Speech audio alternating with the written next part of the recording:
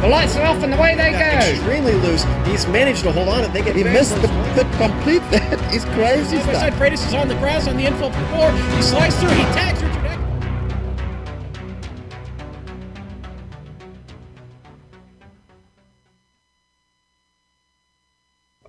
Hello everyone and welcome to the night race at Bristol here in Thunder Valley, Tennessee. This is round 26 of the Premier Racing League Patriot Fire Cup Series. And you're going to get to see all 250 laps tonight unfold live here on the Global Sim Racing channel.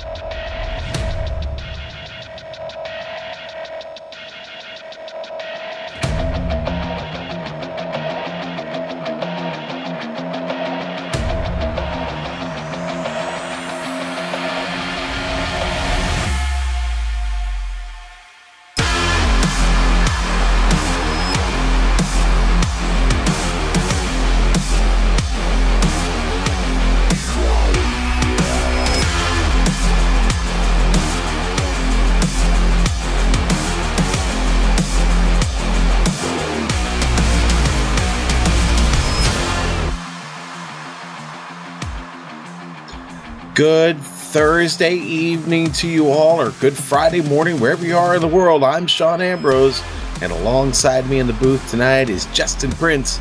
Behind the scenes, we have our director Amjad Yaman, twisting and tweaking the dials, and our camera sets, as always, are provided to you by the one and only Dougie Beard.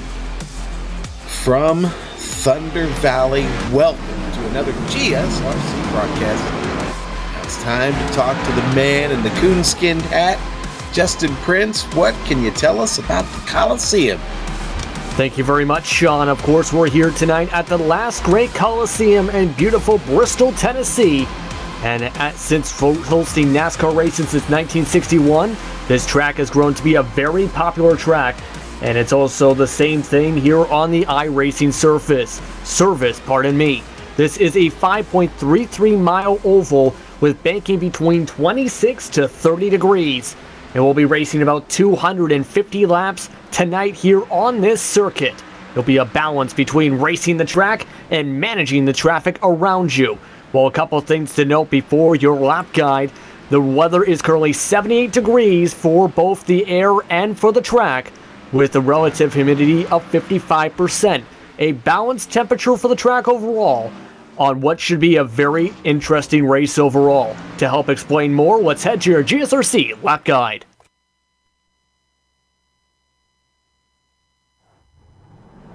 Hello everyone and welcome to the Global Sim Racing channel. My name is Brian Yazek, and today I'll be taking you for a spin around the Coliseum known as the Bristol Motor Speedway. Quick laps, high banks, short tempers, that's the name of the game for Bristol. So, for your qualifying lap, you are going to try to find the bottom of the track relatively quickly. Try to brake right about at that yellow sign, bring it down to the bottom, wait on the gas, then get back on it. Same situation, braking right about that Nationwide or ZMAX sign, depending on your driving style. Down to the bottom again, off of the corner. Now, your qualifying time is probably going to be the only time you're going to find the bottom. The fast way around Bristol is actually right up here in this top groove. You can kind of diamond it down off of 2, and you can do the exact same in 3 and 4. Ride it in high, let it roll, pick up the gas, back on to it, and right back around. Bristol does allow for some interesting racing just because you're going to have a whole train of guys trying to run that top of the groove, and then maybe if it's a night race you might see the bottom try to pan out, but in all honesty it's not the quick way around in the race. The only time it's going to be quick is for your qualifying lap. Once again, riding high, let it roll, grab the gas, back into it off the corner, let the banking kind of hold you in place there, and then coming real wide, ride that nice seam up there, back down, across the start-finish line. And this has been your guide around the Bristol Motor Speedway. My name is Brian Yazek. Thank you for watching.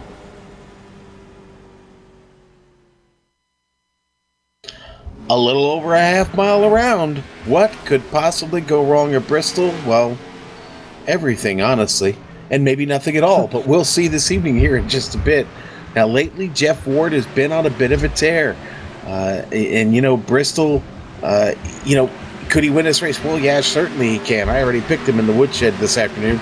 But honestly, this is one of those tracks where anything could go bump in the night here in Thunder Valley. Now, the final segment of this season is underway here, round 2 here in the final segment.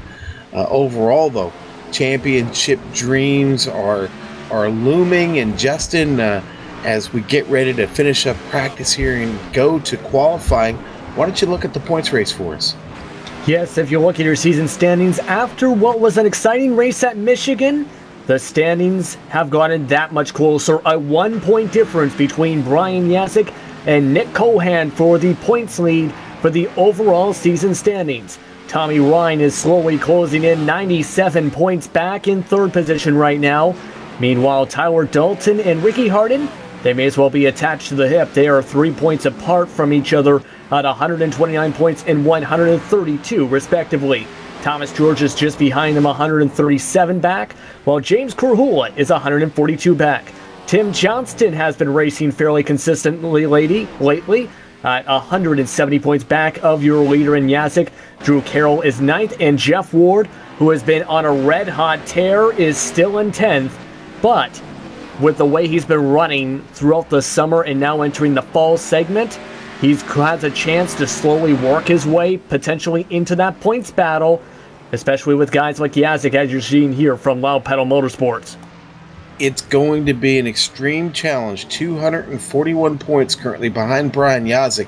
What separates him from the gentleman in front of him? He has 5 wins. Ricky Harden has 2. Nick Cohan has 3. And Brian Yasek 4. Any combination of wins by those drivers makes it extremely difficult for Ward to continue to climb that mountain. But if Ward continues to dominate like he has, continue to rip off wins week after week, this championship could be his. Nothing mathematically has been determined at this point. Still plenty of racing left to go, although we are in this final segment. Now, Ward certainly looks to win this final segment, pick up these bonus points along the way wherever he can. But now that we've talked about the championship, let's talk a little bit about what we've got here tonight. We've got 250 laps. Halfway point, of course, will be at 125, where we'll award the American Pool Supply Halfway Award. They've gone to the dynamic weather as they're still looking at options for 2018. Tonight, we're under the dynamic weather setting. Well, what does that mean? Well, it means it's partly cloudy. It's 78 degrees outside, and it's 78 degrees on track. Now, Justin, I'll throw it to you, as I think that sounds like a good racing condition to work with. Tell us a little bit about what the car will do over a long run this evening. Yes, it is a good weather condition for this kind of track, but at the same time, the drivers, when starting practice earlier tonight, had mentioned this fixed setup, as this is a fixed setup series. This is a tight setup where if you don't enter the corners exactly correctly or end up just missing your braking point, you're going to go right up into the wall in 1 or 2 or 3 and 4 on entry, and you will spin out and collect 2, 3, 4, 5 cars potentially here. We're looking at Derek Paulson, for example. There's not a lot of room for error because of that tightness. And it doesn't help too with that tightness where some drivers might decide to get quicker on the gas, say out of turn 4. That could be also a major risk because the car does tend to get loose on exit a bit, snap loose in fact, if you're too low or too fast on that said exit. So there's a lot of things that can happen with the car, but with this being very tight, there is very little room for error, especially if you want to end up celebrating in victory lane at the end of tonight. All right, well, lots to look forward to. A driver who is back tonight, Michael Krobach. Now, he's in the pits right now, but I've seen him out here practicing, and I've seen him on track. The HPP simulation number 7 is going to be with us this evening, and boy, anytime Michael Krobach shows up in a field, you've got to feel good about his chances to win a race. Hasn't had a lot of luck this season when we've seen him, but you know what? Certainly a guy worthy of consideration when you talk about the contenders for this race. Practice is wrapping up right now, which means we get ready to go to qualifying, which we will follow, because guess what? At the end of qualifying, we get to award somebody the MP3 Designs Pole Award and we'll be following that here pretty quickly. So, Justin, 250 laps tonight. Tires, this track notoriously really, really hard on tires. You look to see them get tires every chance they get, or do you think maybe we'll get some drivers, try to run this thing out? We did see that Sunday night in the trucks. A few drivers tried to gamble long on the tires. What do you think we'll do in the Cup car here tonight?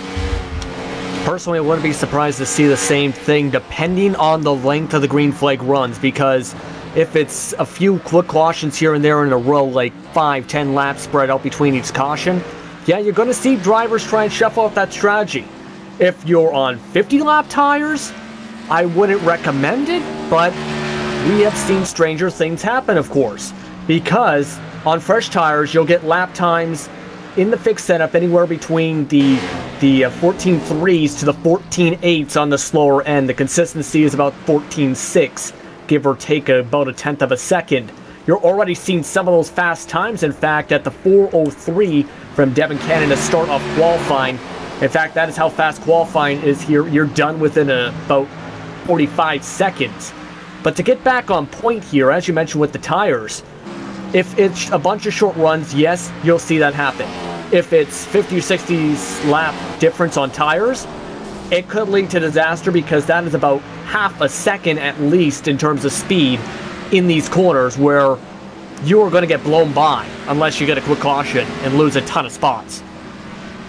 All right, now let's look to the qualifying real quick here, because as we noted Sunday night in the truck race, they only get 2 flying laps here, 2 flying solo laps qualifying, and it's a 10-minute qualifying session. A lot of cars out on track now, getting those laps in. Michael Krobach currently coming around. He's already got one end, was only good enough for 23rd. He's coming around now, moves all the way up to 6th on the board. Ricky Harden coming around. Where's Ricky coming around to get his first lap in here?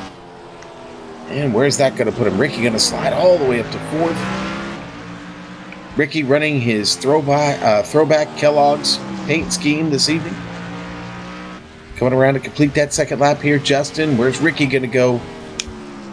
And he's going to stay right where he's at. Yeah, lost a tiny bit of time there. Let's take a look at Brian Yazik here this time, coming out of his first lap. And that is going to be one of the fastest, second fastest so far from Yazik.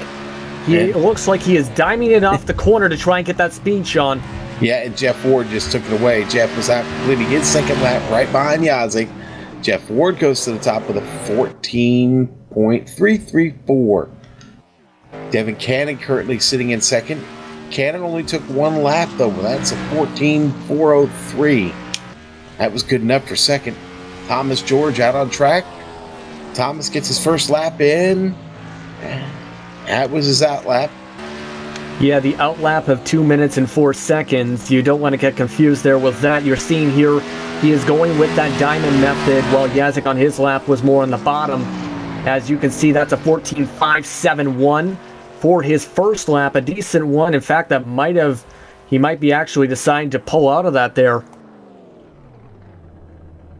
Okay, we've got drivers still, plenty of drivers waiting to take that lap, getting themselves psyched up and ready to go.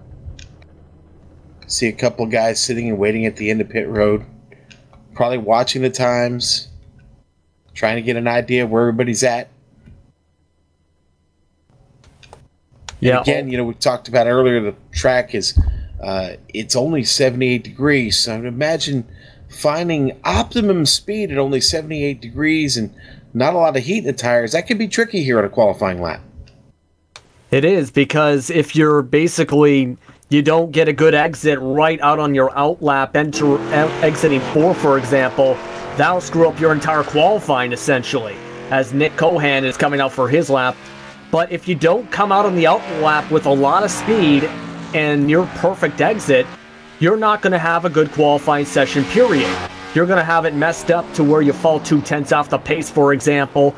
As you can see, Cohan just got loose on that on lap 2 on his first lap. You can see he's resetting that because that will cost him for both laps in that situation, for anyone really. That's why he reset and is going back out to run just 1 lap here. Devin Cannon got both of his laps in, actually, while we were watching that. He gets up to second on the board, actually. So Cannon sitting there with Jeff Ward. Cohan taking another run at it here. This will be his official lap as he just came across the line. Let's see what he can do. Nick does not want to start at the back of this thing. And a nice run off of 4. Where does he go? Oh, all the way up to 3rd. P3 for Nick Cohan. Don't mess with the Cohan at Bristol, baby. Yeah, decent time. He was able to run in the 14.3s in practice, so he does have the speed there. He just, as you've seen, because of the situation with his first lap, had basically 1 lap to perfect everything, and with that little bobble, it might have cost him second at the highest, but who knows. Overall, Cohan with a good run. Brody Hayes on track. Brody, the newcomer here, a couple races with us now, the Midwest driver coming out. Still looking for a sponsor on that Toyota Camry. Would love to have one before Darlington.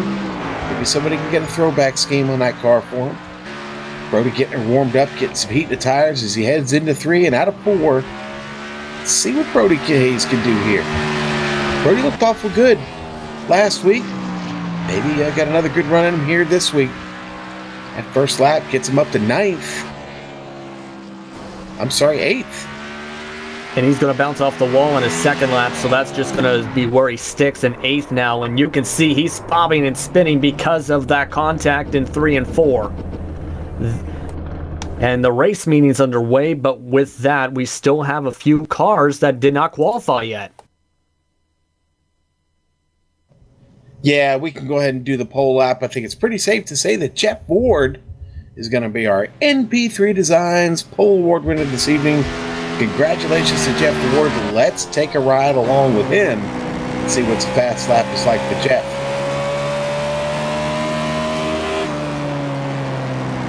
And he gets it into the turn, kind of building that momentum off the top of the turn, bringing it down here across the line to start his lap. Throws it into 1. That was it. My bad. Yeah, that's how fast it is here on that circuit. You just slap your finger or flick your finger, you're immediately already done your 1 of your 2 laps for qualifying. But you saw there, he just knew how to manage out that speed with the brake on the entrance and for the exit for both corners, which got him this pole. And in the only driver in the 14.3s. All right, and as we wait for them to grid up, we will head down trackside for the presentation of this nation's national anthem.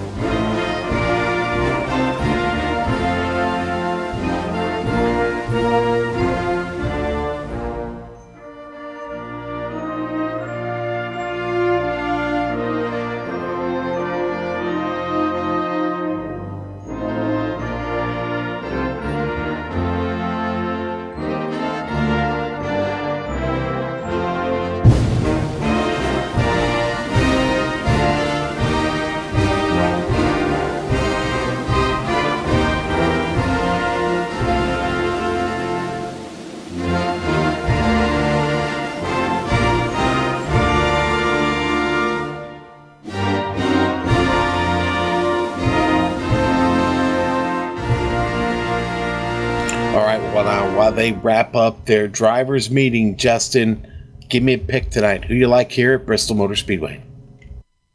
Well, there are a few drivers I like. Of course, some of the favorites like Jeff Ward and Nick Cohan, but I'm going to go with somebody that might be a bit of an underdog tonight, who I've seen running some fairly consistent laps throughout practice, and we've seen with decent times in qualifying. I think Ricky Harden might have a decent shot if he can figure out his way up to the high side and keep his car clean, because Bobby had a 14.5 in the qualifying laps. That, if he consistently runs something in that range for the whole race, and something happens in front of him with the leaders, he'll be in the best position possible to make a finish. Sean, what is your woodshed pick of the week, if I'm wondering about your pick, honestly. All right. Well, I said it in the woodshed this afternoon. You know what? Until you can beat the man, he is the man, and I'm taking Jeff Ward to win this race tonight. Somebody's going to have to finally take one away from him to convince me that they can beat him. So, and Bristol, good place to do that, to take a win from somebody. There have been some legendary takeaways at this track over the years. Can somebody do that to Jeff Ward tonight? I don't know. Prove it. Somebody go out there and prove it. But until you do, I'm picking Jeff Ward tonight. Here we go. Let's get through the grid now as they are lined up. And let's run this down for you here. Row 1, going to go to Jeff Ward and Devin Cannon. Row 2, Nick Cohan, Brian Yazik with a great qualifying effort. Row 3, Drew Carroll, Tommy Ryan. Row 4, Ricky Harden and Brody Hayes with an 8th place qualifying effort. Row 5, going to go to Woodrow Mahan and Thomas George. In row 6, it's going to be Tyler Dalton alongside Michael Krolbach. James Grahula and Joshua King are in row number 7, while in row 8, Norman Peltier III and Justin Rodden start off 15th and 16th. Don Runkle Jr. is in the row 9 alongside Nicholas Caldwell, as they are the last two to put on times. Jonathan Cadell and Chris Scala are the first two on the non-recorded times in row number 10. Row 11, hitting blackjack, Matt Murphy. 22nd, going to be Brad Collins. Rich Jetty starting 23rd on row 12. Derek Paulson right there with him in 24th. Calvin Filarski with the 25th place starting spot tonight, along with John Wilco in 26th. And rounding out our 27-car field tonight, Stephen Herring will start on row 14. Let's get ready to crank this thing up. I think it's about time to pace around Bristol here for just a couple of laps. When that pace car pulls off, they will hit the hammer immediately. And it'll be, it'll be an all-out assault down into turn 1. 27 cars to get us started tonight. You know, I know the guys are a little nervous about this one. Lots of talk been thrown around about what kind of show we're going to have tonight. I think we're going to have a great one. Saw a pretty good truck race on Sunday night. I heard the guys had a pretty good race there on Tuesday night. Looks like Jeff Ward is going to take the high line to start this race. So our pole sitter chooses to go high. Devin Cannon down there on the bottom.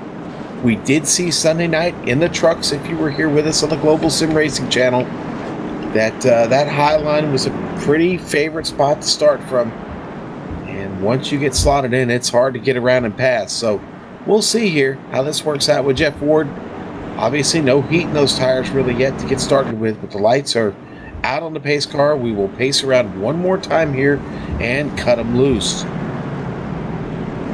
Yeah, this is going to be a crazy race, crazy start of the race, depending on how things go here. Of course, as you mentioned, Ward has the more preferred line. It's going to be interesting to see who will be able to get up to the high side and start going single file. Well, once the race gets underway here, as they're approaching turns 3 and 4 here, Sean, you better get your seatbelts ready. The night race at Bristol, 250 laps, ready to go, go, go. Jeff Ward up there, up top. Brian Yazik right behind him. Had a good field to start this race, and there goes Jeff Ward on the hammer, quick out of 4. He goes across the start-finish line, in clearly in the lead. Brian Yazik with a nice run off the top line. He gets away. Wow, Devin Cannon getting left behind. Fell asleep a little bit on it there. Not Yazik, though. Yazik gets off there. Great start. Nick Cohan back there digging, losing ground to Tommy Rhino on the outside. And multiple different drivers shuffling around. Thomas George had gotten on the wall a little bit at the start of the race in 1 and 2 and has lost a few positions. Meanwhile, Ricky Harden is trying to make his first moves of the race just behind them. You can see Ricky Harden filed into single file right now in 8th position, right in front of George, as everyone has finally been able, for the most part, to get single file, as Yazik is on the back door of Ward. Okay. And as long as we stay single file and we stay green, traffic will come up quick. Right now at the back of this field, I find Stephen Herring. At the front of it, though, it's this battle by Jeff Ward. Brian Yazik both got off to a tremendous start. They put a second on their competitors right now. It's just these two up here fighting. Jeff Ward loving this clean air condition he's got in front of him. It won't last long as long as they stay green, Yazik not really able to pick anything up.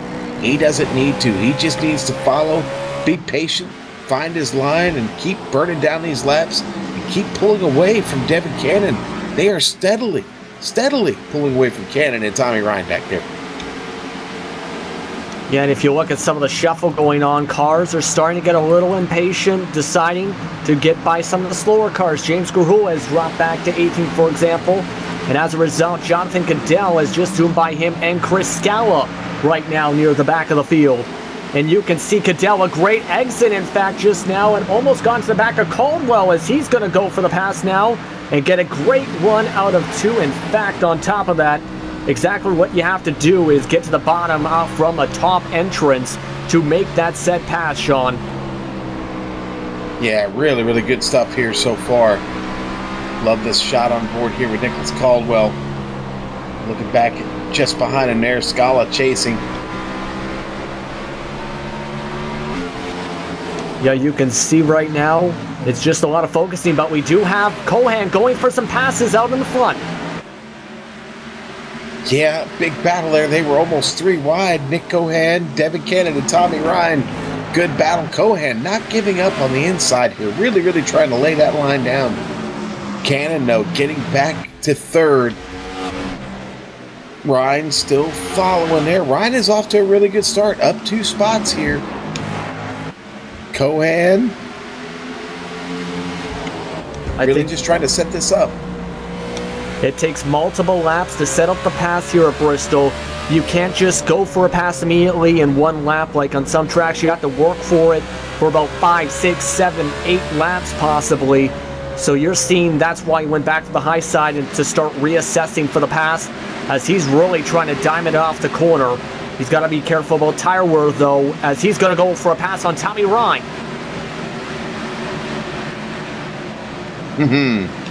Yeah, you know what, Nick just not able to pull off the pass down there right now. It really seems like that top side has just got really the advantage when it comes to the momentum off the turn. Nick will get a little bit of it back on the straightaway, but off the turns, though, it seems like Ryan is still the better car. On board with Carroll here, taking a look. This is where you get a better idea of what it looks like out there for these drivers. Yeah, you're seeing this right now. Cohan's still trying to make that pass, but you can see there, Ryan has the better momentum because, for one, he's got more space for the exit. If you're Cohan and you go out trying to get the same speed, you're going to spin out into the inside wall or go up into Tommy Ryan. That's why partly he's losing all this momentum, Sean, and trying to manage it as he's getting a little loose a little bit, trying to get past Cannon here now. Yeah, and ultimately that come across, it's going to hurt the tires. Oh, wow, look at Devin Cannon throwing himself into the mix there. Drew Carroll coming in. There's the clip in the Apex machine. Now alongside Tommy Ryan, Nick Cohan able to finally pull off that pass. He did get a little out of shape. I guess it made those guys a little bit nervous, but he was able to do it. How about the 87, though? Here comes Drew. And Brody Hayes is in this picture. Brody up to 7. Everything's still the same up front. Ward leading this thing. Brian Yazik right behind him. And Hayes might get an advantage here because he's still on the high side compared to Carroll, and he's in fact going to have a very good shot of getting the pass here out of 2 on this exit compared to Carroll. Look at this, Sean. Boy. Good strategy there for Hayes, and it's about patience with a 250-lap race like this. Yeah, it just seems like the bottom side's really not where you want to be. Tommy Ryan trying to make it work, though, here on Devin Cannon. Tommy takes a look to the inside. He's going to try. Oh, Cannon gets in the wall. A little bit of it. Wow, look at Brody Hayes pressing there on Tommy. And Tommy Ryan, I think, just about got into Cannon and made him a bit loose. And Cannon's going to lose multiple spots from that as Ricky Harden's going to dive underneath the Carroll. Look at that. As Woodrow Mahan's getting loose.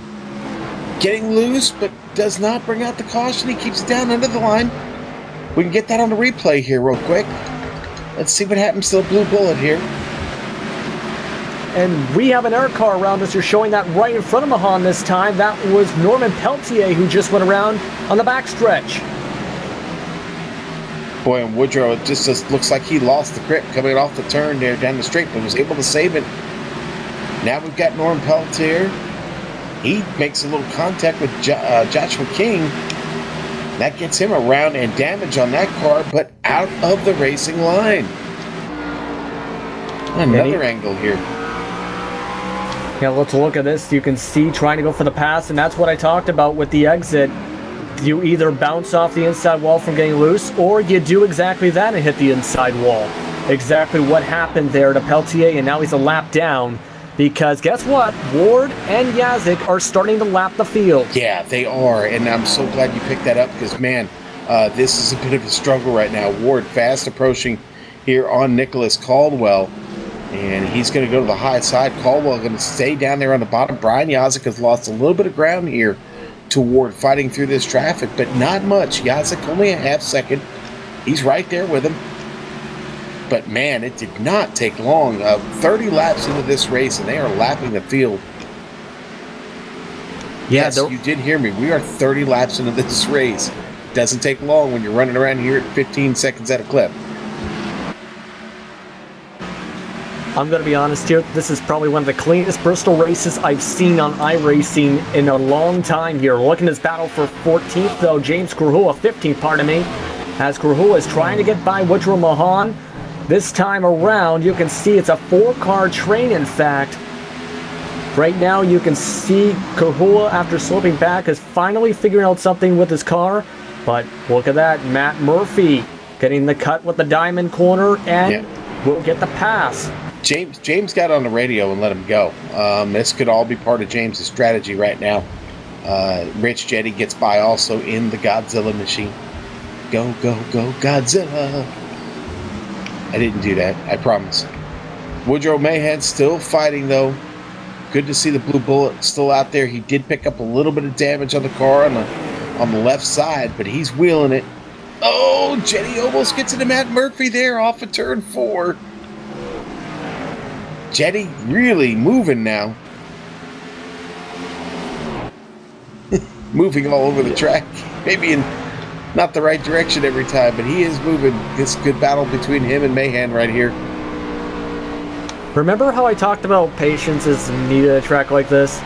I kind of want to say it to them directly at this point because some of this is very aggressive for lap 36 of a green flag run here. Wow. Back with the leader here, Jeff Ward. Yazik has brought the fight back to him here just a little bit, but they've got more traffic just up in front of them. This is the battle we were just watching. Rich Jetty up there just dropped to the inside in front of Mahan, but as you look out of Yazik's window, you see those 4 up in front battling. They're about to insert themselves in this battle. Can't believe they've put this many cars down already. 18 cars left on the lead lap, more in front of them to pass. Yeah, they've just been about 0.2 of a second faster at the very least than the rest of the field, both of them. So they just have a better pace and better tire management compared to everybody else. And they're going to have to manage what's going on in front of them here as like we were talking about, that position battle. They're still too wide in front of them. That is where danger can happen with cars like that, with the lap cars. So they got to sort things out fast. Okay, now they're not the only ones working through the field. Okay, we've got other cars here coming through the field. Perfect example, Brody Hayes, the 10. He is he's in a mess of cars right now, working his way through. He's bringing Ricky Harden with him. And they're getting by Nicholas Caldwell and Calvin Filarski right now. Thomas George closely behind them coming up through the field. But this is right now a condition where we've got cars literally in every corner of the track, Justin.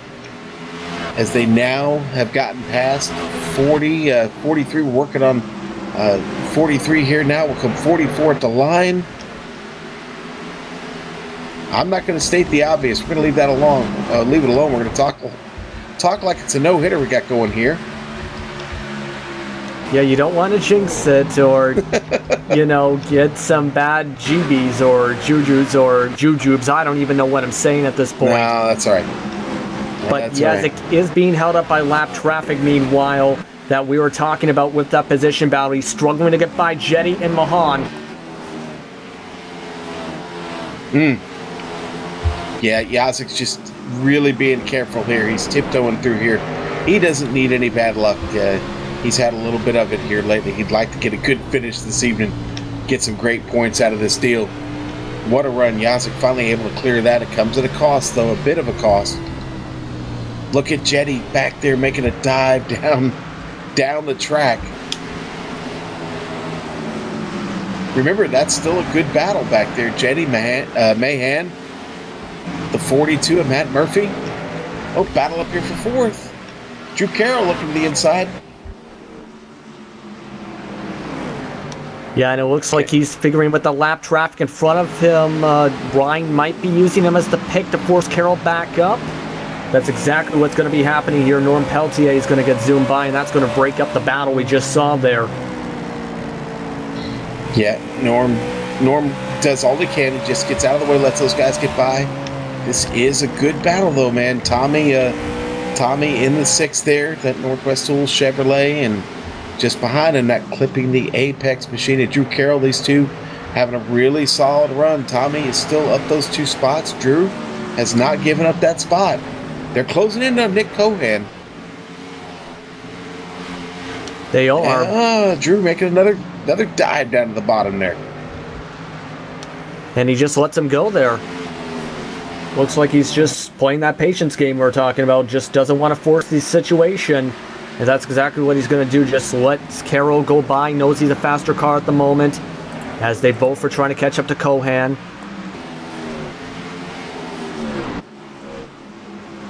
And Cohen's really risking how he's driving with his line, though, because he's getting very, very, very low. In fact, just about clipping the apron in the past couple of laps on some of his entries. So he is getting into the danger zone of clipping that apron. Boy, had a moment there on track. I'm sorry. James Grahula was right next to the 23 of Nicholas Caldwell, and Caldwell's car disappeared there for a second. I thought there was yellow about to come out. All this while Jeff Ward was trying to get by. I think we're trying to see this on the replay here. Just kind of blinks out there right next to Grahula, and then he comes right back on track. That's scary. That's more than scary. That's absolutely terrifying, and I'd be screaming in a panic because he just warped through a car when he came back on the track. On top of that, it's very lucky that we did not see an incident from that situation, Sean, because that could have been disaster. It really could have been. Jeff Ward still trying to get around all these lapped cars he just cleared.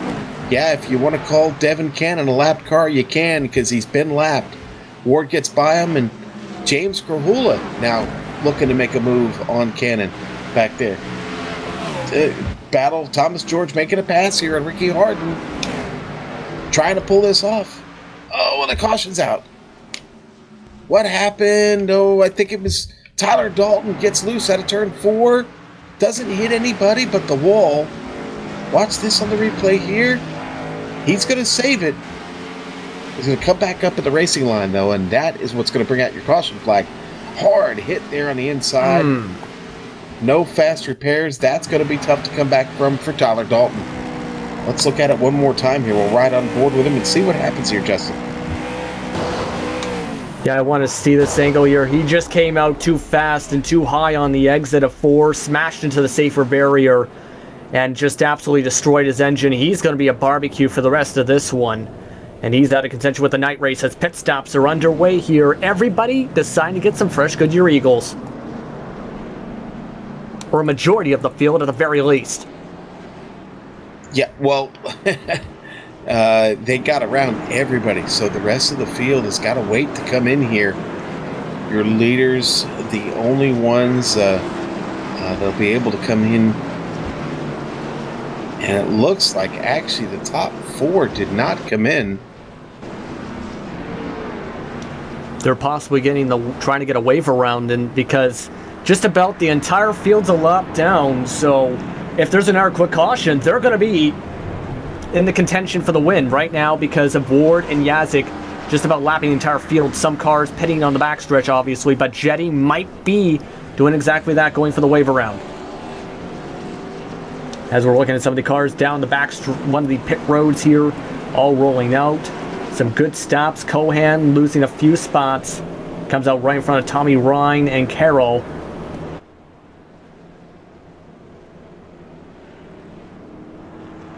And I believe you are right, Justin. Jetty should be in line here to get our lucky dog here.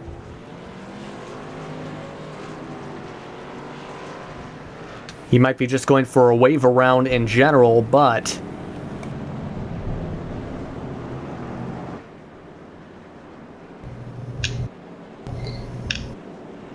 all right, well, I'll tell you what.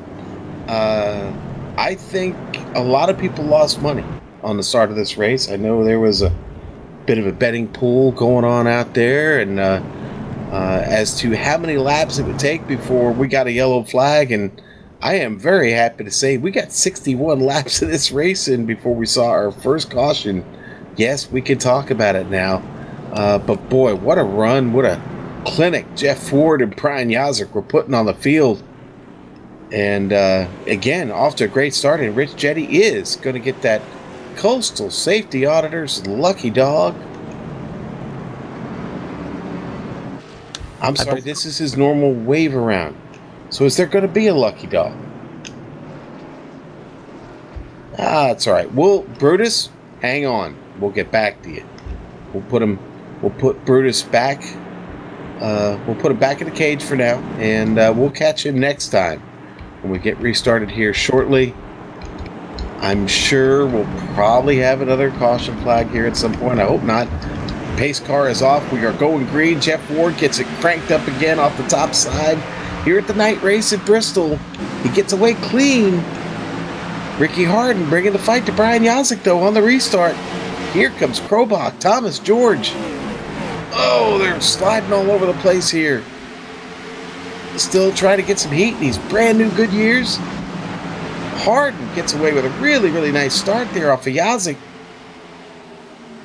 All this lets Jeff Ward get off to a clean streak, baby. Yeah, a lot of these drivers are still a lap down, of course, so some of them are trying to catch up to Ward, you're seeing here, to try and get themselves back on the lead lap in case there's a quick caution, because, as some say, cautions breed cautions, and this is Bristol, baby. You should expect a lot of bumpers to be flying, but we'll see how it runs out, because that 61-lap green flag run was definitely something of an absolutely amazing run to see, as you're seeing Harden trying hard as he can to try and get back on that lead lap. And apparently he is actually legitimate P2 here. Yeah, Harden's still on this lead lap and digging really hard. He got a great restart. Gets around Yazek and hasn't really looked back at this point. In fact, he's got decent pace here so far to keep up with Jeff Ward. Yazek still showing good pace himself. Michael Krobach up into that 7th spot already. He started 15th. I'm sorry, he's up to 4th. He started 12th. My bad, folks. Big mover in this field, though, is Jonathan Cadell right now.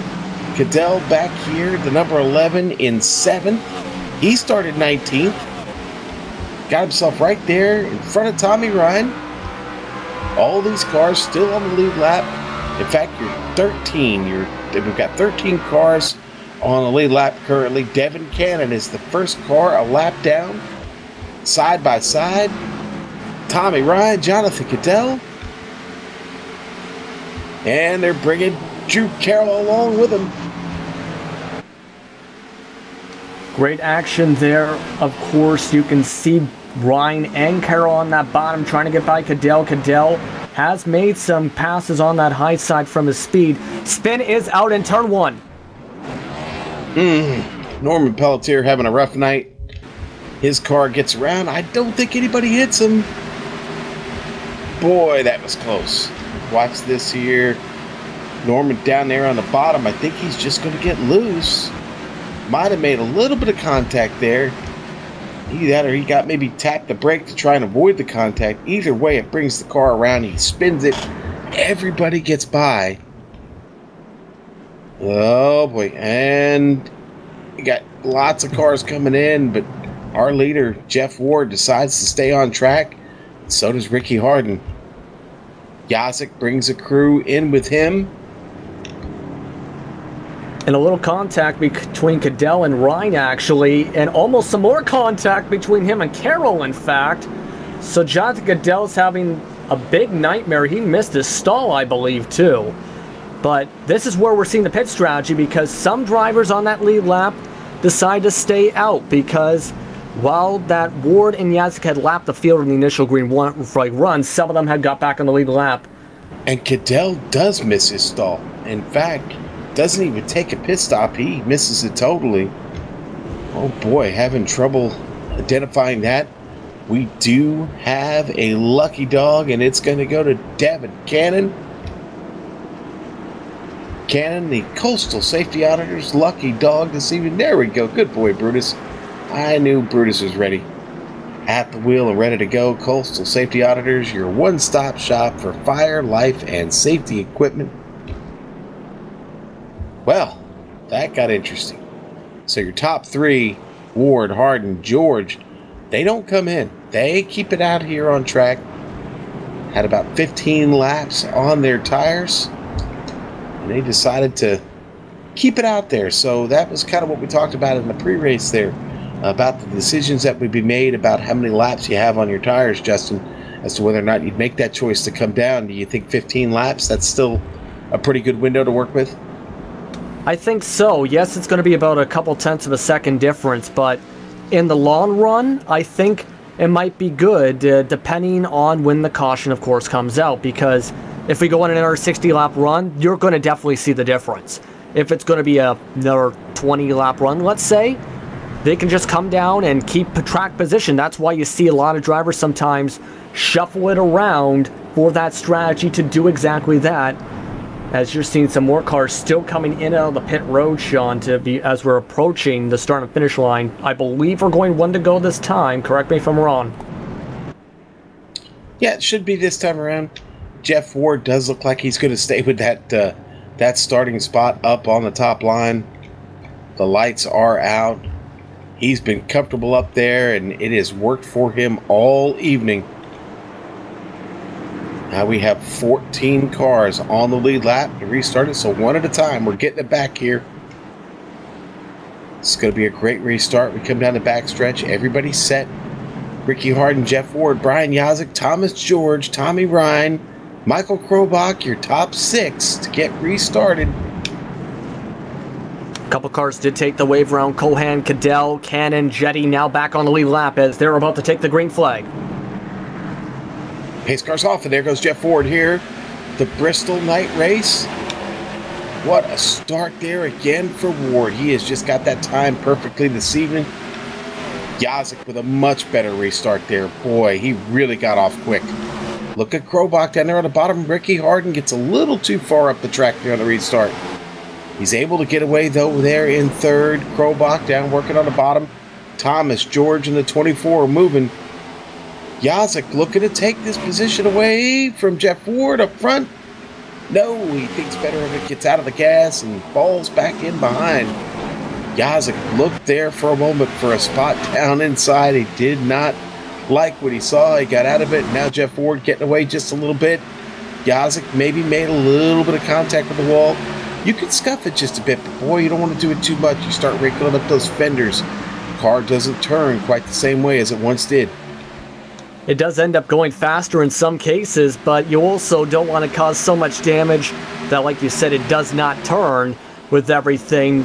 You're seeing exactly why Yazik is just waiting for patience and just waiting to time it back out for Ward as we look at the battle those across the field right now. Yeah, really, really good battle. Krohula in the middle of that. You see the Ford, the MP3 Designs number 4, right there alongside Chris Scala. Scala up to 9th, started in 11th. Krohula on board with him there. There's Scala. Oh, Scala goes spinning. Oh, off of turn 4, he goes spinning down the front straight. Oh, and someone else is going to join him. That is going to be Caldwell. There's the caution that time. Yeah, And that was the 23 of Nicholas Caldwell, who found his own bit of trouble. It was merely a coincidence, to be honest with you. You see Scala spinning, and then Nicholas Caldwell spins right behind him, coming off of turn 4, and that's just where he ends up, is right next to Scala. Scala knocks the front end off of his good wrench Chevrolet, though. Nicholas Caldwell not in good shape himself. There's Caldwell hitting. He hits that barrier also, knocks the front end off of his car. In fact, Nicholas Caldwell has taken his car behind the wall. Yeah. And Chris Scala now has a bootleg modified out there. Yeah, he's still running around there. He's going to come around, of course, because he had the lap car. But we do have a lucky dog, Sean. We do. Matt Murphy gets that lucky dog there. The Coastal Safety Auditor's lucky dog. Good boy, Brutus. We're going to take a quick break. We'll be right back with you here on the Global Sim Racing Channel.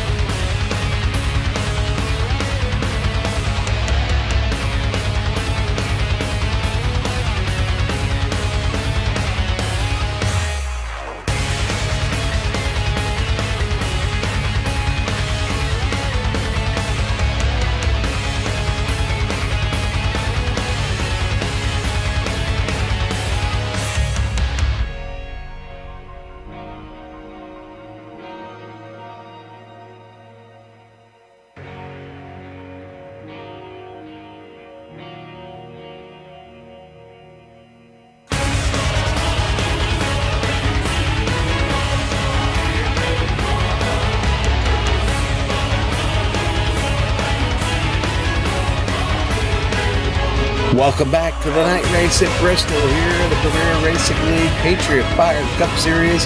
You've got us live on the Global Sim Racing Channel. Jeff Ward is still your leader. Brian Yass going to get to start up front with him. And Ward is going to take that spot up top where he started this race all night. We come out of this caution, the Ford Mustang pace car getting ready to peel off, and when it does, you can be rest assured Jeff Ward will be on the loud pedal, and there he goes. Another great start to the race by Jeff Ward. He gets out clean. He brings Yazik with him. Yazik gets a good start all throughout the field. Everybody's scrambling to get their spot of real estate here on this track. Yazik with a tremendous run has to back out of it. Look at Michael Krobach up to third. Nick Cohan back there challenging him. Ricky Harden looking down to the bottom in at number 15, Kellogg Chevrolet.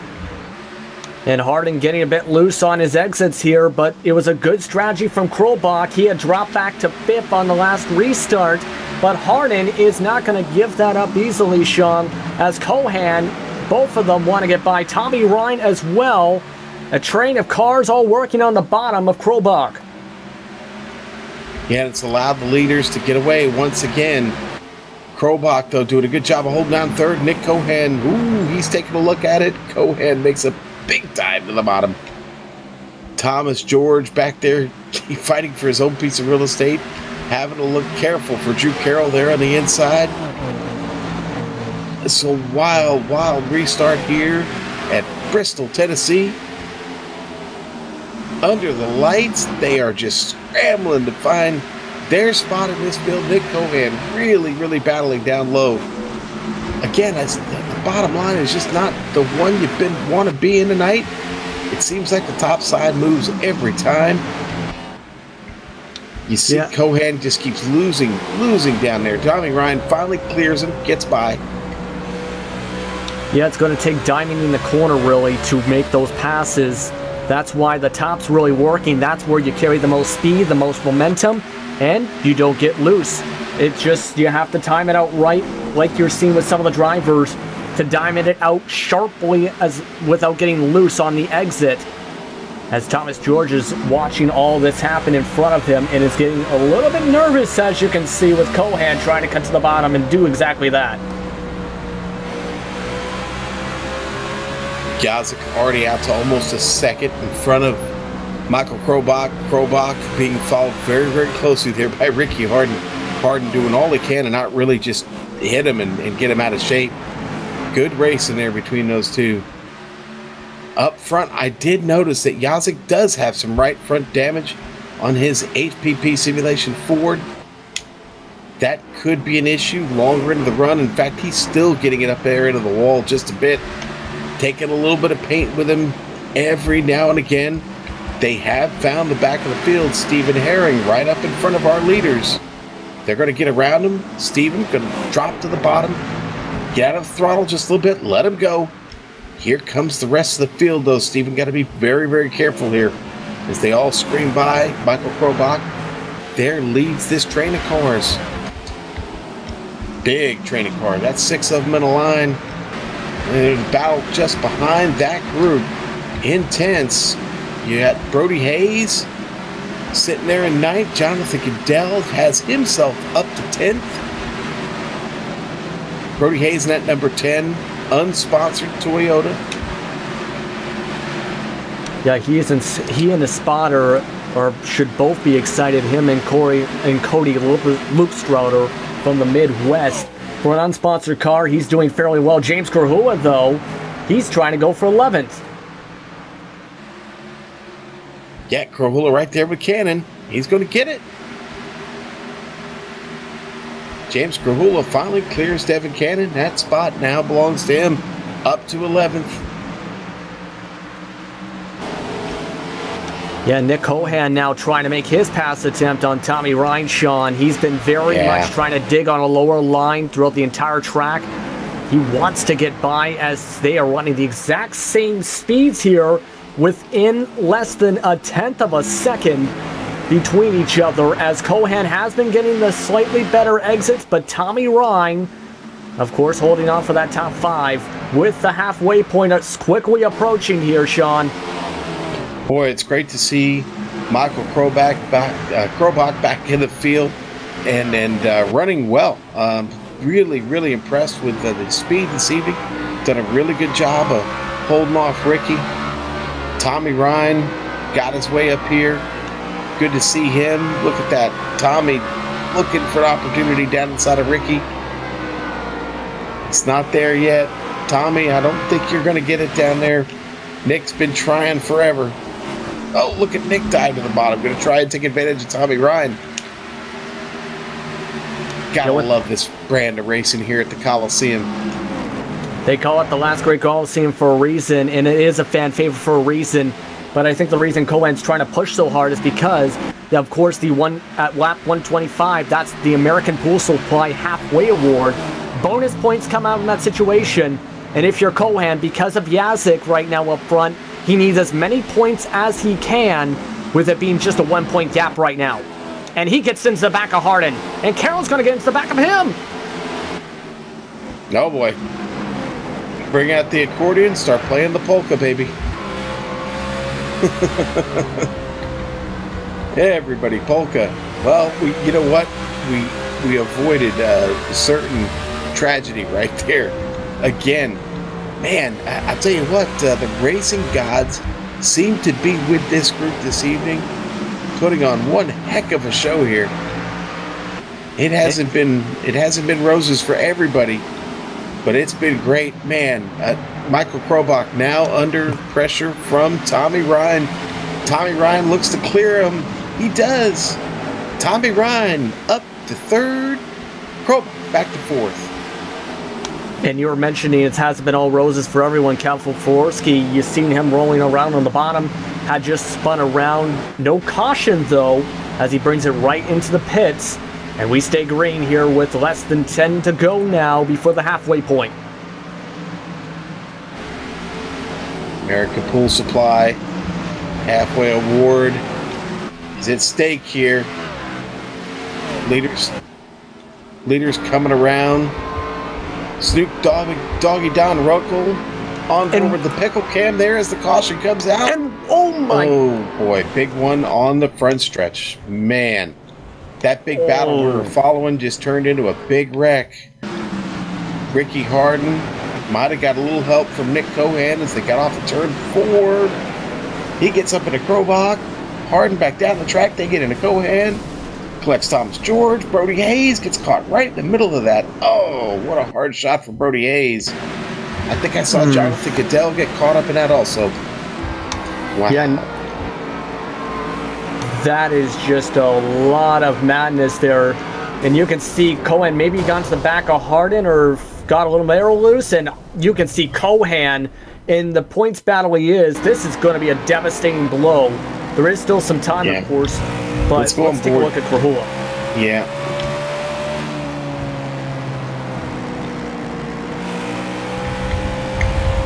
Let's see what happens here with James. He's right behind all of this, and he just skates up. He just squeezes by. Top of the wall there. Oh, that was a mess. I'm still trying to sort out all the cars that might have been involved in that. Got just a piece of it. That is really, really going to shake things up. Tommy Ryan currently being shown as your leader here as things, again, as we try and get things sorted out. That involves so many cars. All looking for whatever repair they can get in the pit right now. Yeah, everyone getting damage repairs, some of them with smoking engines because of all this. Just as you're seeing some more cars still coming in for some additional repairs that weren't involved overall. The cars involved include, of course, Cohan, Krolbach, Cadell, Hayes, Harden, Tyler Dalton, pardon me, had just squeezed through it. Drew Carroll got some contact. Thomas George got some contact. This completely changed the outlook of the race. Now just 10 cars on the lead lap after that. Well, the top 3 decide to stay out with 35 laps on their tires. That's Tommy Ryan, Thomas George, and James Krahula. We've certainly been here before with Tommy Ryan and James Krahula. Everybody else behind him decides to come in. So Jeff Ward sits back there in 4th. Be the first time tonight that Jeff Ward won't start this race from the lead. Tommy Ryan going to lead him around. That was Snoop Doggy Don Runkle that we were trying to hook up with there when that all erupted. Yeah, he decided to come in. He's 2 laps down still in this one. But interesting strategy from George to stay out, even with the little damage, the bit of damage he got from that situation. But we should be just about set to restart in a couple minutes. In fact, we are 1 to green, in fact. Like I said just a moment ago, first time Ward's not going to be up there to restart him. It's going to be Tommy Ryan. He is going to elect to start from the top side. Good choice, Tommy. Here we go. The pace car getting ready to peel off. What kind of start will Tommy Ryan have? Ooh, he's going to wait. And then he goes. Stacks him up behind him. Jeff Ward was ready to get going. Tommy wasn't. Jeff had to get out of the throttle on the brakes, and that cost him there on a restart. Tommy able to get away. Thomas George now in a battle with Jeff Ward. Ward right up alongside of him there on the top. Ward with a good solid run down the front straight. He is going to finally take that second spot back. Get to work on finding Tommy Ryan. Behind him, they are scrambling. Thomas George got James Krahula right behind him. Brian Yazik down on the inside.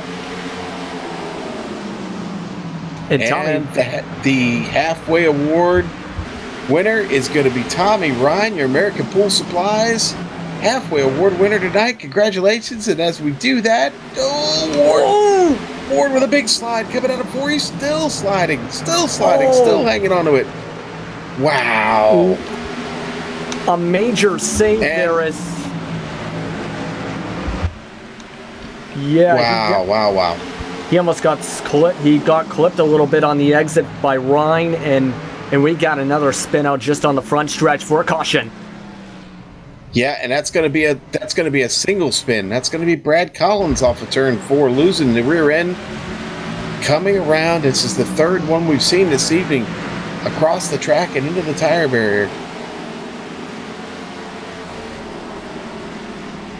And we've seen that far too many times tonight. That's the end of another race car losing their front end there off of hitting that tire barrier. Let's look at this replay here. We're going to catch the replay of Jeff Ward getting loose here. Now watch this, the 89. This is the restart of the race. We went too far back. Hang on, we're going to pick this back up here in a minute. Let's go to the pit stops, though. Your leader, Tommy Ryan, brings her in. You have to wonder if this might be the time where we see someone pull the 2-tire strategy, because that was only about a few lap green flag run. This is about a time where you can run it, as we got your lucky dog, Sean. Justin Rodden, going to be the Coastal Safety Auditor's lucky dog this time around. Congratulations to him. Gets a chance to get back here, running with the leaders. There he is, Justin Rodden. That's not Justin Rodden, that's Brutus, the Coastal Safety Auditors mascot there. Coastal Safety Auditors, your one-stop shop for fire, life, and safety equipment. Good boy, Brutus. Back to the front of this field. Well, I don't know if it's any big surprise. Jeff Ward. Rich Jetty, though. Boy, you want to talk about a car who's moved up through the field. Jetty started in 23rd tonight. He finds himself now restarting in second. And you might want to scratch that. He's coming in. Yeah. I thought maybe he'd try and stay out, though, with with Jeff Ward. Ward has been out for just a little over 11 laps on those tires, and Jetty was on the same amount of rubber there as he was, so a little bit surprised to see him come in, but that's okay. No problem. Jeff Ward's still going to be the leader. Brian Yazik going to take second. A lot of cars in between here going to get waved around here. Your lap cars. Yeah, that was just the 5th caution of the day, too, which is pretty surprising to me. Usually at Bristol, we're at about double that right now in some of the non-league races, but of course, this is the Premier Racing League for a reason. You have some quality racing, as you're seeing here, in all 3 series, really, especially here tonight from the Patriot Fire Cup Series. I got to give them a round of applause, because this is one of the cleanest races I've ever seen on a short track tonight. Well, it isn't over yet. They have plenty of time left to disappoint everybody. Yeah. No, I'm just kidding, Justin. Actually, you know what? I just noticed something here really strange in the field. Now, John Wilco did not start this race. He was not able to start this race for whatever reason. He's out on track now, though. He's finally got 5 laps in here. So, out here trying to get some very, very important points, I'm sure. But certainly would like to find out what happened there with John as far as getting started with the rest of the field this evening. But he is here, and the Epcot Center Toyota Camry is on track. John always with an interesting and colorful paint scheme for us week in and week out. And this is another new one here, virtual running shorts. Not familiar with that one. And they are back underway. Yes, sir. They caught me out just a little bit. I was talking about that cool paint scheme and missed the fact that Jeff Ward is off and running again, taking Yazik with him. Drew Carroll gets that start in front of Karula, and he's able to hold on to it. Brian Yazik, though, looking a little pesky here, wants to race with Jeff Ward. And we got trouble in 2. And no caution yet. No caution yet. Not out. Thomas George and Joshua King might have gotten some contact in 1 and 2, as Murphy is going around into 1 right in front of him. Wow. Keeps it out of the racing line, saves it. Brian Yazik had trouble getting off of 4. Loses a little bit of ground to our leader, Jeff Ward. Drew Carroll has reeled him in. Yeah, this is getting absolutely wild on this restart. It looks like we're settling down here, thankfully, with Carroll now having to hold off Krahula. And they're actually keeping a fairly decent pace this time around with Yazik and Ward compared to the start of the race.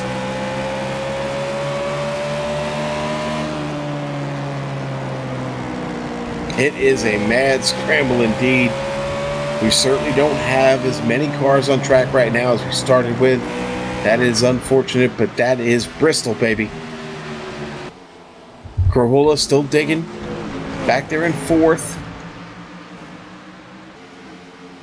Still much to be seen out of that MP3 Designs Chevrolet this evening. He could be contender before this is all over. Yeah, we're all getting spread out now that the run is starting to get itself going, really. You're seeing a lot of drivers spaced out because behind Krahula, it's now a 2-second gap to 5th place. And that is Devin Cannon at the moment. That is how fast the pace is going, and it's so fast, John Wilco will now fall 128 laps, 127 laps down just about now. All right, we started with 27. We've got 18 on track right now by my estimation. Jeff Ward is still your leader. Let's run down the top 10 for you. Jeff Ward, Brian Yazik, following him closely, not letting him out of sight here. Drew Carroll, the New England driver, back there in 3rd, clipping the Apex Chevrolet. Clipping that Apex. I always say the Apex. Let's get it right, Sean. And then there's James Krahula in the MP3 Design Chevrolet. He is just digging this evening. James really loving Bristol right now. Bit of struggle, but he is right there in the fight. Devin Cannon sitting back in 5th. Having a good run. He's seen a little bit of trouble. He's avoided some. Having a good drive here so far. Still in the top 5. Drop back to Thomas George. He's avoided a couple of close ones. For the most part, the car looks clean. The number 24 Snap-on is still running and still in 6th place. Joshua King starting to gain a little bit here on Thomas George. He is up to 7th. Go back to 8th. Tommy Ryan now working on Joshua King. He looks to maybe take this spot away from him. He does. Boy, Tommy gets by clean on that. So move Tommy up to 7th. Joshua back to 8th. And then we go to 9th. Here comes Rich Jetty. Umbrella Godzilla Chevrolet is working on it. He is up 14 spots. Rich come all the way from the back of the field, surviving the attrition. And then we go back to 10th. And that's Matt Murphy. Man just had an amazing save. Still hanging on to that Toyota. Murphy just getting up to that spot as he got by Justin Rodden just a few laps ago. Justin, just like that, we have less than 100 laps to go in this race, buddy. Yep, and it's just 12 cars on the lead lap heading into the home stretch. And Ward and Yazik, both of them having fast cars and now starting to spread out that gap. Because at the moment, looking at your times, they are the only cars still running in the 14.8s. Everyone else is a 14.9 and a half and higher now with these worn out tires.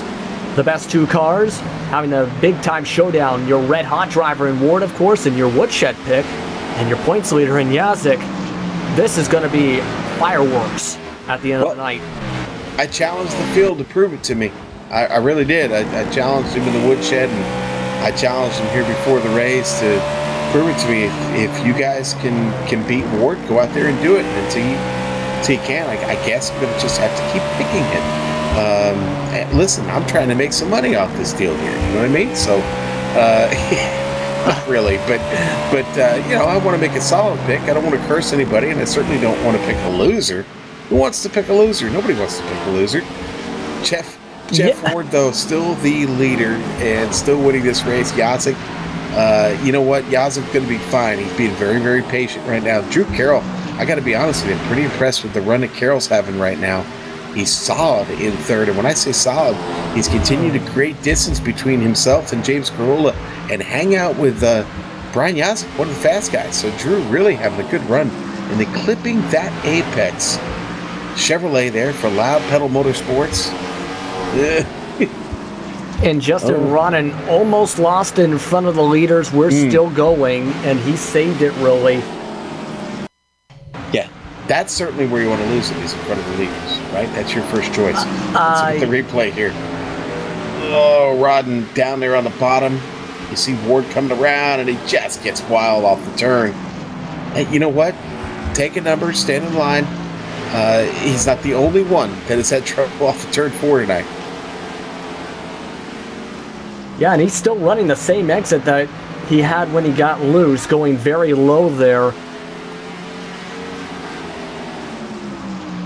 And yeah, looking at Rich Jetty now, battling for 8th right now.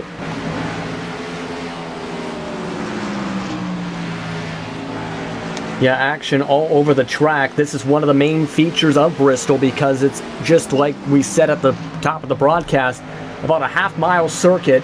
So you'll have passes and moves all across the track, and this kind of action is very common here. You can see Rich Jetty, meanwhile, he's trying to diamond in the corner a bit, trying not to go too loose, or too low, I should say, as he is a little bit faster than Joshua King. King does have a little damage. Meanwhile, continuing some action just out in front of them. Battle for 5th, heating up Devin Cannon and Thomas George with some lap traffic as they're weaving through that. Yeah, it's a good one there.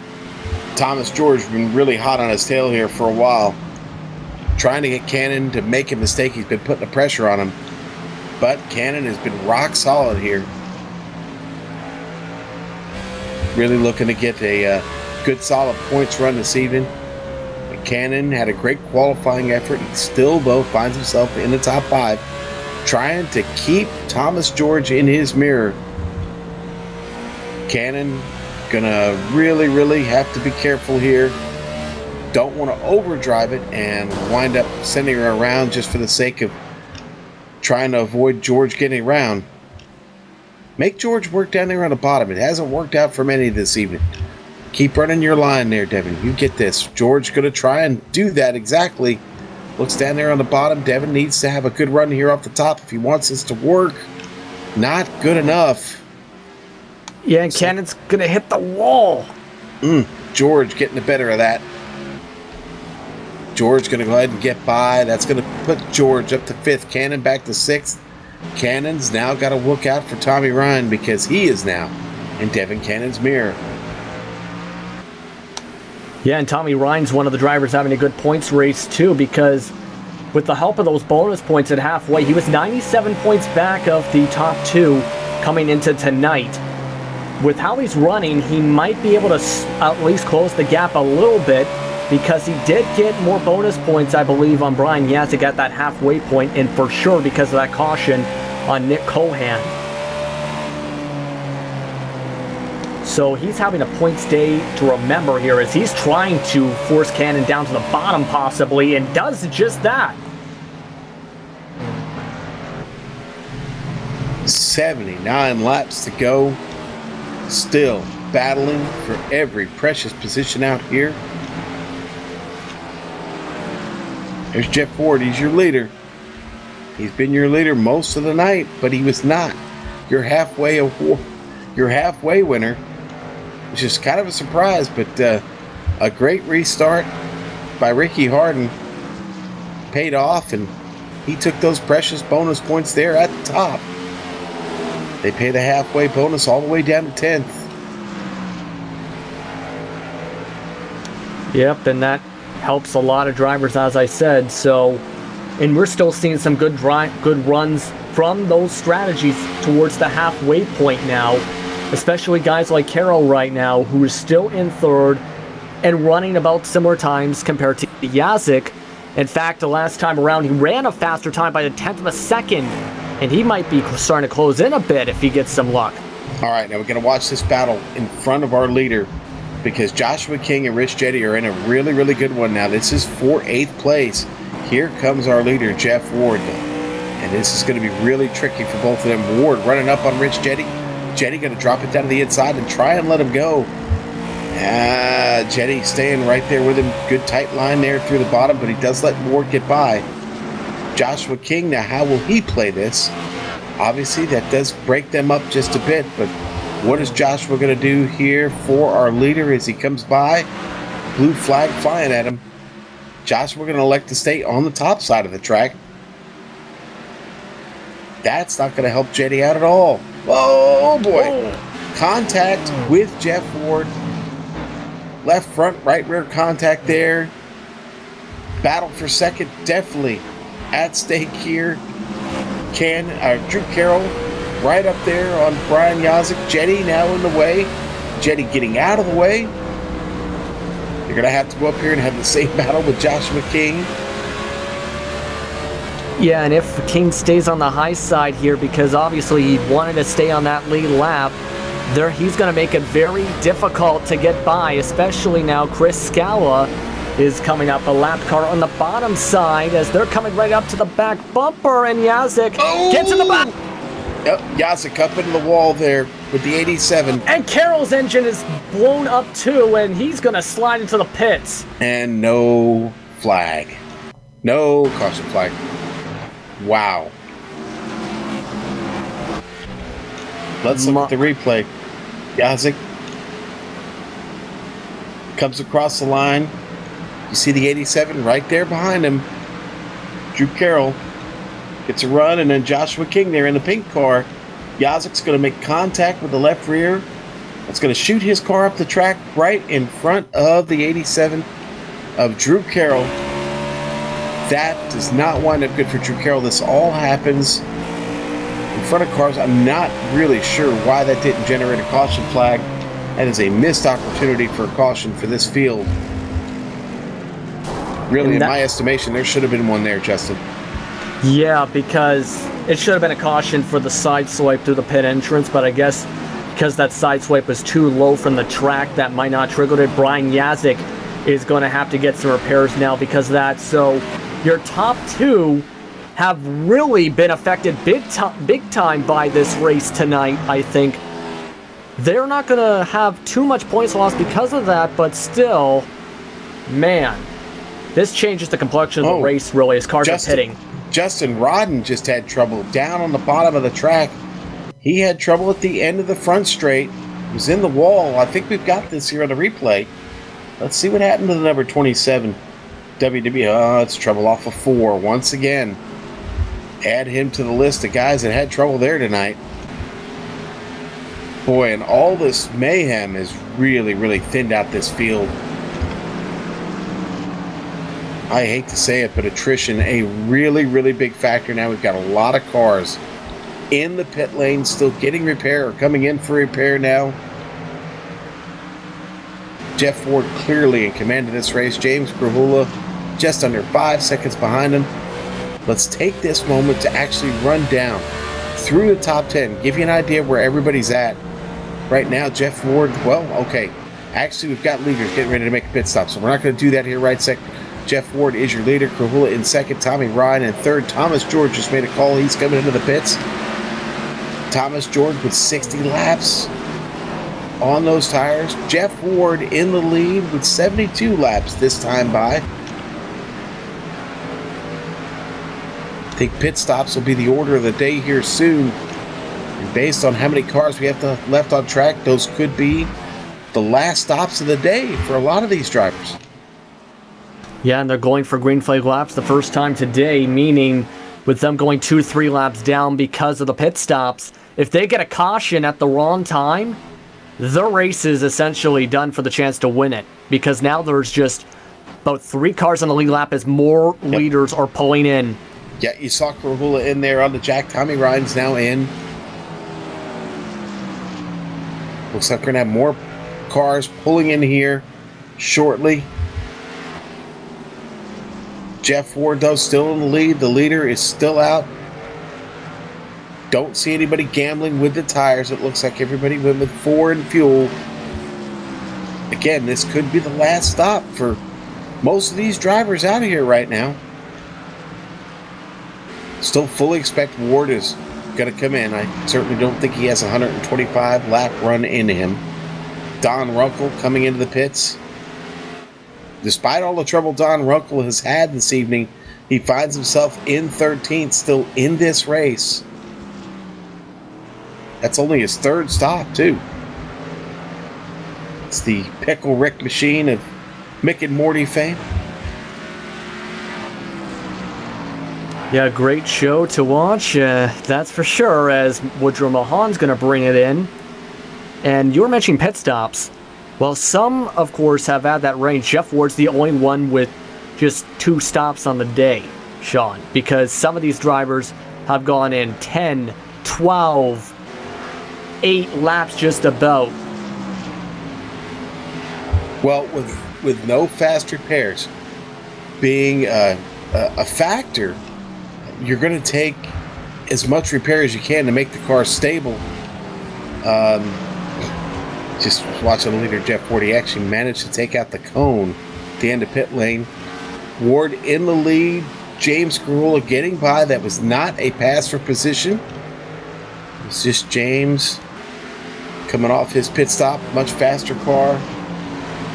Ward just cruising around this track now. His next nearest competitor, Devin Cannon. The only other car on the lead lap with him is 13.77 seconds behind him. What does that mean? That means Devin's not far in front of him. In fact, only James Carula separates him and Devin Cannon. And, well, I hate to say it, but Devin, you're being caught. Wow. Yeah, well, that's the difference with fresh tires and very, very, very worn tires. And you're seeing it right here with some of the times being put down back in the 14s on those fresh tires, while your leaders are struggling to keep 15 5s right now.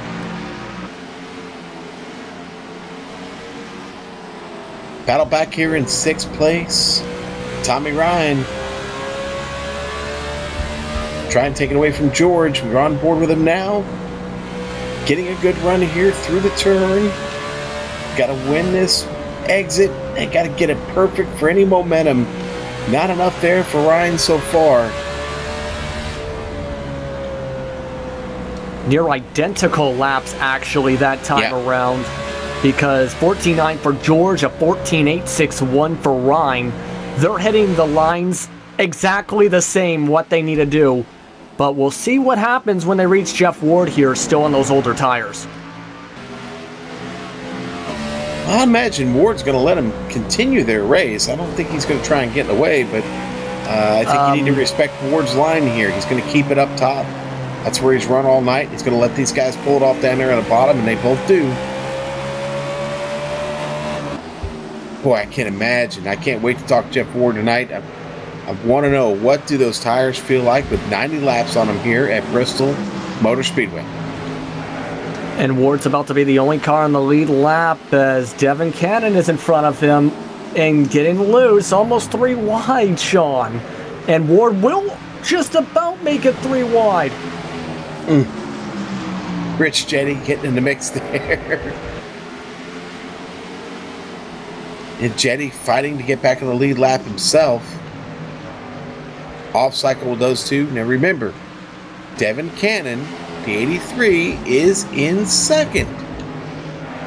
Now he also, though, has been out for a long time and is going to need another pit stop. He may not be able to get that lap back, but if we get a caution, he will be the lucky dog. Yeah, and I just want to point something out. Speaking of pit stops, someone is definitely having to go in. Justin Rodden, his motor has expired. He had hit the wall about 20-30 laps ago, and his motor has overheated and is done for the day. So another DNF. That is just going to leave overall on the track about 18 cars. Look at this mess on screen. Thomas George trying to clear Chris Scala. Scala not had a really good night.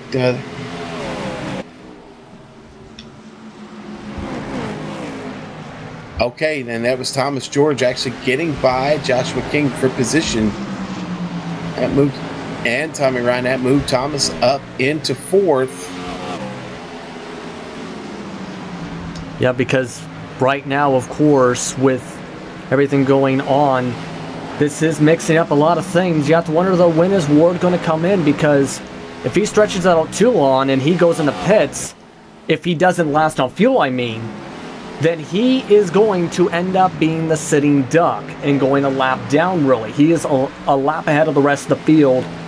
That's how big of an advantage he has right now, but I don't think it's going to last any longer too much, because while there's still about 30 laps to go almost, I think someone's still going to end up on the lead lap, and I think there's still going to be a caution that's going to mess up things for everyone. Well, we shall see. You're watching Yazik there a moment ago. There's Woodrow Mahan following him. That is actually a battle for position. Mahan trying to get it away, trying to wrestle away that 8th position there from Yazik. Yazik, even with a damaged car, really doesn't want any of it. He'd rather keep that spot. Yazik looking for every point he can get. Great recovery so far after finding trouble. Mahan fighting him really, really good, though, here on track. Here comes Thomas George, though, trying to make his way through. George fighting with Tommy Ryan. That's another battle. George looking to make it 3 wide. Oh, Tommy Ryan gets out of the way. Almost ran up on George there. Oh, Tommy now slides up to the top. Gets a good run, and he's going to plant it down inside of Yazik. Wow, that was threading the needle. That was threading the needle to perfection, in fact, with Tommy Ryan, because he knew George was getting held up and just capitalized on the situation, then timed it right to just get in front of Mahan to get past Yazik that time. Great run so far from Tommy Ryan, for sure. I'm so glad our director is on the YouTube chat, picking us up on the WWE references there. We really, really kind of missed it on that one. Now, fuel. We haven't really talked about it. We haven't really tried to create a lot of drama. Listen, you can go a long way on fuel here at Bristol. Can you go 150 laps? Well, I don't know. Can you go 130 laps? Maybe you can.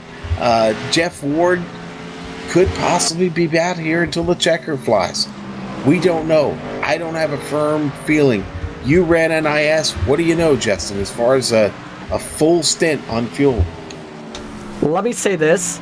In the NIS, or the NASCAR iRacing Series, which is the endurance series, we never had a green flag run last long enough to find out. So this is essentially the ultimate test for everyone on iRacing. I think everyone's bringing out their notepads for the next time we come to Bristol, because this, you mentioned around 130 laps, I can see it being that situation where that is going to be the very, very close point, because in the normal races, 125 laps usually times out for about, on the regular side, because the fixed and the open were at that, just about for that pit stop. You're going to have to still see somebody come in as P2. Let's take a look at this now. James Krahula getting by Devin Cannon. And where did Krahula come from? Well, I'll tell you where he came from. He's been here all night, and he's got the better tires right now. There, Cannon's been out there for almost 100 laps. James Krahula taking a pit stop here about 36 laps ago. He's got the freshies, and that gets him up to second. He's still a lap down from Jeff Ward.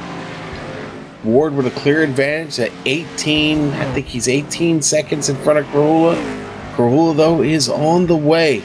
Krahula turning much faster laps, about a half a second faster than Jeff Ward right now. Is there enough time for Krahula to make a difference in this race? We're going to find out. Only 18. It'll be 18 this time by.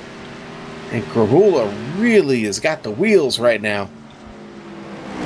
For him to have a shot to win this race, though, because he's still in that lap down situation, he needs to get by Ward or get the lucky dog and have a caution just about now for this to work out, because you mentioned the tire difference right now. It's currently at about 0.3 of a second now because Ward has got clean air and got it back to about 15.5s, or 15.5 seconds, I should say. He's going to need the luck of the Irish, the lucky horseshoe, the lucky rabbit's foot, and possibly sell his soul to have a shot here. Oh, sell his soul. Wow, that's commitment. That's a good one, Justin. Yeah. We've had drivers do a lot of things, but boy, selling souls, that's getting pretty deep, buddy. Hey, no, seriously, though. Listen, I don't know if James has got enough time left. There's only 15 laps to go, and at 15 seconds a lap, I think if you start to do the math, I just don't think it works out for poor James. The very best he can hope for at this point is a caution flag, and I know our leader doesn't want to see him. Up to third, Tommy Ryan taking Devin Cannon for third. Cannon really starting to fall off with those tires. James Grula getting back a lap. Now getting by our leader, Jeff Ward. Still, I think it's an insurmountable task. I really do. Yeah, the only way Krahula can get back up to Ward is if Ward runs out of gas or a caution comes out right this second. Or otherwise, it's going to be Jeff Ward with his red-hot streak continuing here at Bristol. But there's still 11 laps to go. A lot can happen, Sean, especially with still a fair amount of cars on the track. Now listen, folks, race fans, you will catch the start of the Lionheart Retro race immediately following the finish of this one. Stick around for the interviews. You still have plenty of time. Jeff Ward gets up into the wall, scuffs it up just a little bit. I'd say any chance of him coming to the pits at this point is probably run out the window. He's either going to run out of fuel or he's going to run across the start-finish line, your winner tonight. But Jeff Ward leaving it all hanging out here. James Grula, you see him up there in front of Ward. Podium finish certainly sounds good, but boy, just not moving fast enough here with only 8 laps to go to get this done. It's been a race of perfection with Ward too, because that was just, I think, the first time he bumped the wall and caused damage. He had a clean car right before that, so it's been a near perfect race for Jeff Ward. As you're seeing, it's essentially needing some luck as we have some more updates on position, Sean. Thomas George up to P4. Looks like Devin Cannon's probably going to be able to hang on to that P5 spot. Still have a lot of drivers recently out of the pits. Ricky Harden is back out on track, trying to salvage a decent finish and some decent points. John Wilco still on track, coming up through the field. He's got 114 laps in now. But the laps are winding down, and your leader, Jeff Ward, is way in control of this race. Krahula a lap, and boy, over 12 seconds behind him. I think he could call this one a runaway from Jeff Ward this evening. I had a feeling all day that this was certainly his race to win, and he hasn't let me down, and I don't think he's let any of his fans down. I don't think he's let Bose down, his sponsor there. Yeah, Bose is definitely going to be happy about this one.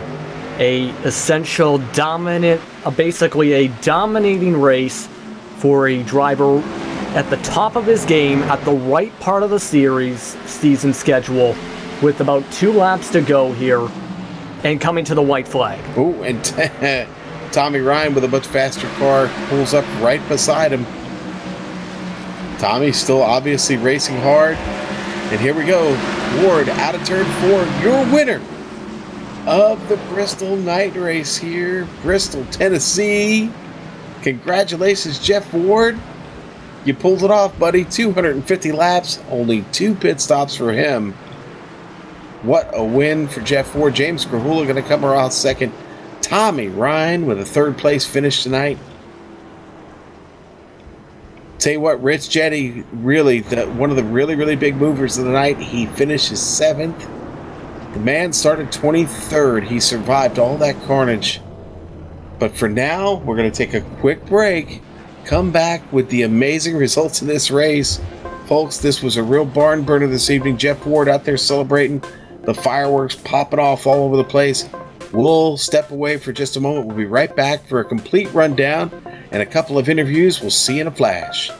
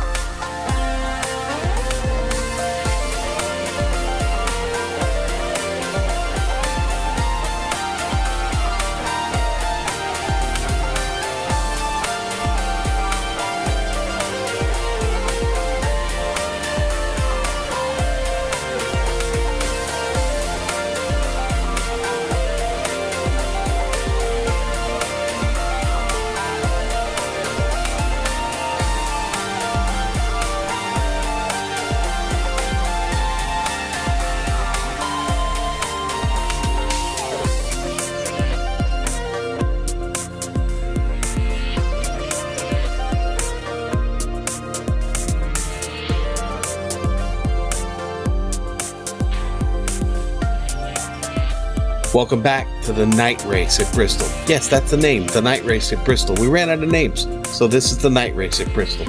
250 laps of excitement here in the Premier Racing League Patriot Fire Cup Series. Man, that was quite a race tonight. Let's look at the final results here. Going to be some surprises for some of you who may be just tuning in, but no surprise at the top. Jeff Ward wins this race. James Carhula, with a tremendous run, manages to get back on the lead lap and finish in second. Tommy Ryan, third place on the lead lap. And guess what, folks? That's it. 3 cars, lead lap. That's the best we could do for you this evening. Thomas George will finish fourth. Devin Cannon, fifth. Joshua King, with a curious but very successful run this evening. He'll finish sixth. Rich Jetty, he was on rails at times. He'll finish seventh. Woodrow Mahan survives the carnage, finishes eighth. How about a ninth place run for Brian Yazik? After finding some trouble late, he is able to salvage that. And Chris Scala in the number 37 Fred J. Moyer plumbing machine will finish 10th. Yeah, Scala salvaging a good finish, but coming in 11th is Pickle Rick. Don Runkle Jr. with a good run, 7 laps down. And the last at 7 laps down was Stephen Herring. You had to go all the way back 38 laps to Matt Murphy for 13th. Justin Rodden's engine had expired for 14th, 47 laps down. Drew Carroll had the worst luck possible, really, when he was in third. When trouble happened in front of him, blowing an engine, his LPM machine finishes 15th. Nick Cohan, 78 laps down. He ended up getting back on the track in the end of the race, but still, it was still not enough time to try and leapfrog the couple other cars who did not finish the race. Tyler Dalton, he was still running on track for part of the race. He finished 88 laps down, 17th. Calvin Florski, 95 laps down, and finished 18th. Derek Paulson was 121 laps down and 19th, tying with Ricky Harden for 20th position, and with Harden getting 20th. And we have, of course, a couple other cars on the grid, Sean. Well, 21st going to go to Brad Collins this evening. John Wilco, who comes on the track late but does finish 22nd. He won't finish last. Brody Hayes. Man, Brody was running early in this race, and the newcomer has a little bit of bad luck tonight. He'll finish 23rd. Michael Krobach, who had such a strong race, making a reappearance here tonight on the track, and boy, you had it taken away from him in classic fashion. Luck, the bad luck just always seems to find him. Jonathan Cadell, 25th. Norman Pelletier, 26th. And Nicholas Caldwell, going to be the last car tonight. He'll finish 27th. But a great race was had by all. And now we're going to let Justin talk to second place, James Krul. Yes, right before we get to our winner here, because James Krahula is running in the Lionheart Retro Series, which is also on GSRC right this second at the moment. And James, of course, one of 3 cars to finish on the lead lap. James, how did you essentially do it with this kind of race? Of course, since it was essentially an endurance race with the amount of green flag runs we saw. Pretty unusual for Bristol on iRacing, if you don't mind me saying that. Yeah, it was, we only had 5 yellows, so just all the wrecks that we had were absolutely spectacular. And sorry, as you mentioned, I'm currently on my qualifying lap here at Road America.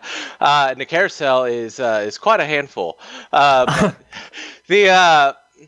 Definitely a very weird race. All the wrecks and everything were big, and I mean, for only having 5 yellows, we had a lot of green flag runs, and I mean, that's why we had such large attrition going on with the race. It was definitely very unique. Jeff Ward was definitely the class of the field. I had to try and do something to try and get him there.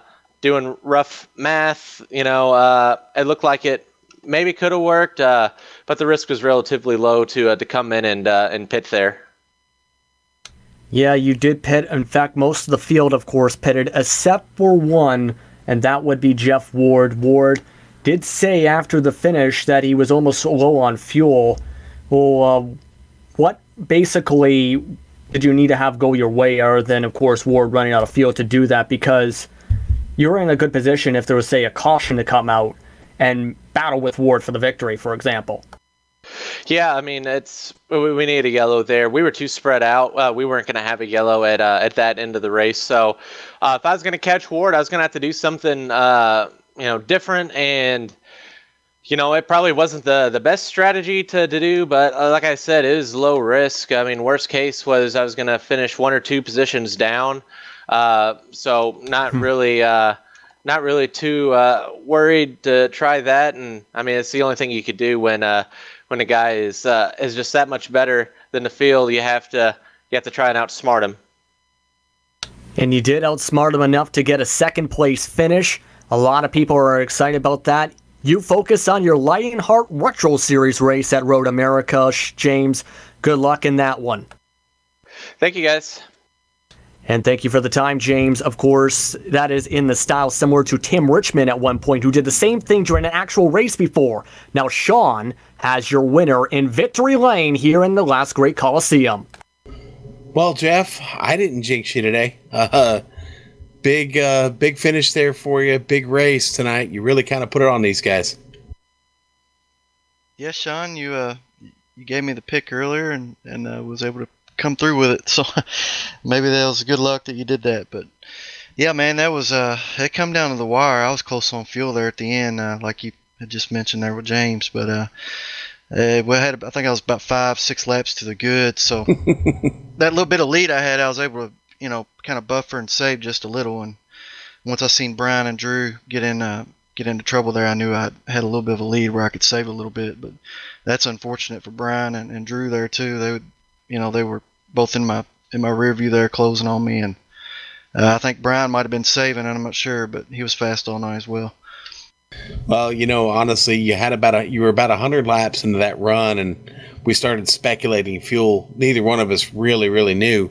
And I said, I think he could make 130 laps. I don't know about 150, but I think he can make 130. Well, it looked like you did. 131 laps is what it was on that stint for you since that your last pit stop. And man, what a great strategy. But I got to be honest, now you may have had a little bit of strategy there on the fuel, but man, it was all about speed for you. You really were just really hooked up here.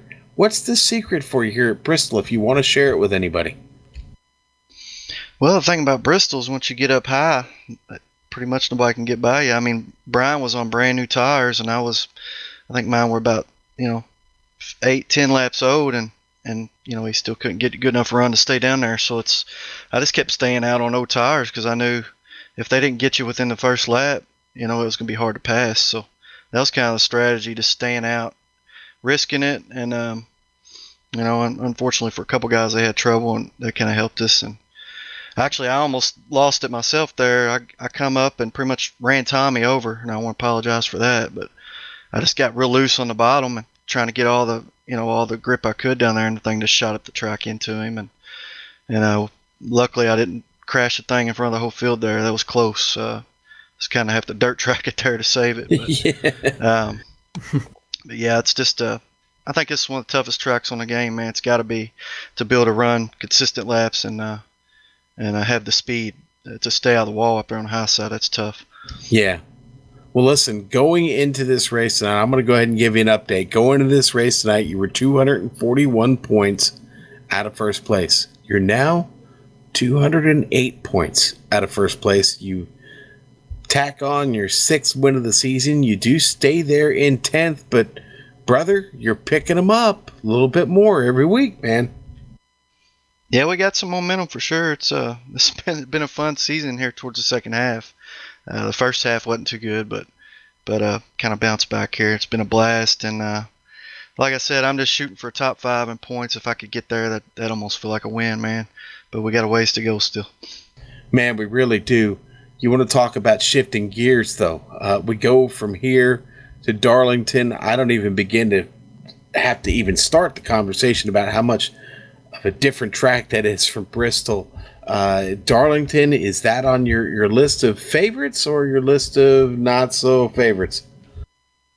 No, I love Darlington. I mean, with the throwbacks, I think it's going to be an awesome event here in the league, and it's kind of like Bristol. If you can stay out of that outside wall, then you got a chance. But that's we got pretty much 2 of the toughest tracks here back to back. So I'm looking forward to going there, and if you can qualify up front, you obviously got a better chance to try and go and win the race. If you get back in traffic, chances are you're probably going to get in an accident. It's just a tough track also. Yeah, it really is a driver's track. And as someone referred to you earlier in the evening here when you saved it, it takes a wheel man. So we'll be looking for you up there on the wheel and at Darlington next week. Congratulations, Jeff. We'll see you then. All right. Thanks, guys. See you. All right. And our thanks to Jeff Ward. Another awesome run for him and another big finish for the win. Let's talk to Devin Cannon. You have caught up with him, Justin. Yes, Devin Cannon coming away with a top 5 finish today. The last car 1 lap down. Devin had a strong car all day, starting off second. Devin, how did you keep up with your strategies and so forth with all those big green flag runs in this race? Yeah, that last strategy was kind of a gamble, to be honest. I got real excited in those first 60 laps and went from 2nd to 14th and a lap down. And just really had to fight to get my lap back. And once I got it back, just kind of methodically moved up through the field and passed a few cars here and there. And thought we were going to bring it home 2nd there for a little bit. But yeah, I'm happy with the 5th. That's my best run of the season by far. Yeah, and it definitely was one of your best runs. In fact, the best run, I believe, here so far this year here at Bristol. how challenging was it to try and keep control and to not destroy, say, the fenders of the entire car every time bouncing off the wall, and so forth, like some of your competitors did to try and go through the corners? How difficult was it, essentially? Man, after so many laps, like Ward said, you just gotta, if you can stay consistent and keep it outside of the wall, you got a chance. But it seemed like every time I'd peek up at my mirror or, say thanks to a car for getting out of my way, I'd bounce it right off that wall. But luckily I never got any damage that hurt, and nothing I really had to sit and repair on pit road, and just kept on trucking. Yeah, kept on trucking. From our scorers booth, Scott Eckridge, I think, had jokingly said that Brian Yazik bounced off the wall 1.85 straight laps. So at least it wasn't like that for today's race. But to ask as well, how do you look to close up the points gap right now? Because you, right now, with your good run still, you're still a ways away, really, with how the point standings are running out. How do you look to try and close things out here for the season with some momentum with this top 5 here, similar to, say, Jeff Ward's momentum now? Same thing. I was expecting to finish anywhere from 5th to 12th, and that's exactly where I finished, in 5th. If we can keep the momentum and if I can keep the car out of the wall, I've just had a lot of terrible luck this year getting involved in some other people's messes for the most part. But if I can just do exactly what I did tonight, just keep the fenders on it, keep it straight, not wreck it, not get involved in wrecks, we may come out, top 15 maybe in points. Yeah, you currently have a good shot at that, because Jeff Ward had similar struggles at one point and on top of starting late in the season. But as we focus on here, what do you hope to do with Darlington next week and with your retro scheme as well? Yeah, I'm kind of geekily excited about my retro scheme. But just the same thing I did tonight. Run that high line, keep it out of the wall.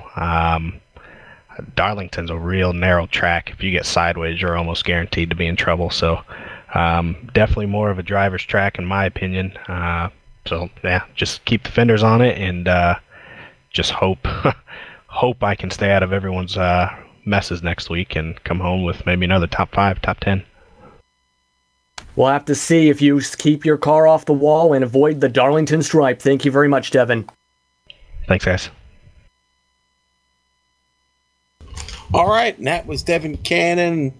Great finish for him tonight. Great race. And Justin, a great race by the entire Premier Racing League here in the Patriot Cup Fire. Patriot Fire Cup Series. I got that right. But boy, a solid one tonight here for 250 laps. We kept the cautions down. I had a feeling that might be the case. We had a good one on Sunday. But now it is time to wrap things up for the evening. Remember, folks, jump on over. We just put the link down there for you. We're spamming it here in the YouTube chat.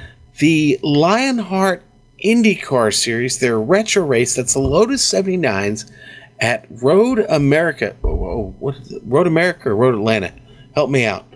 Road America. Yes, I always get my roads mixed up. Road America. You don't want to miss that. They're probably getting ready to go green right now. You can go.